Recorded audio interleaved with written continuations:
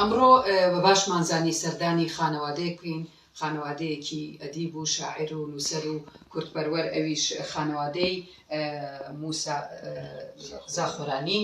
بەڕاستی ئەمڕۆ زۆر دڵخۆش بووم کە ئەم خانەوادەیەم بینی، ئەو پەرتوکە جوانانەی کە ئەو کتێبە جوانانەی کە نووسیوێتەوە، خانەوادەیەکی بەڕاستی دڵسۆز تا سەر ئێسک کورتپەروەر. ئەوەی کە بینیم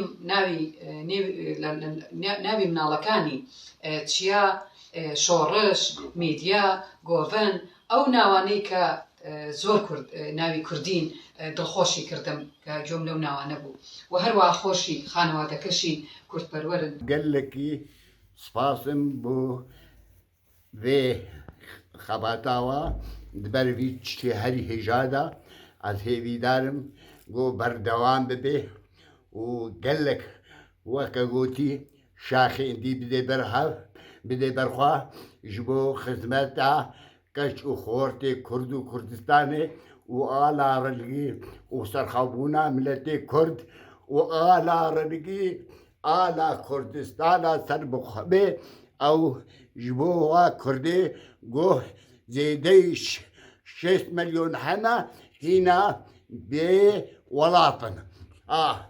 Gelekî spasyawetim û hêvîdarim goh serkeftî bin û win her û her cihê goh gereka cihê goh gereka û win bi erkê xwe rabin ji bo goh nifşê werin weşbîra nekin û karê we bê nîvsandin, wallah wê were nîvsandin.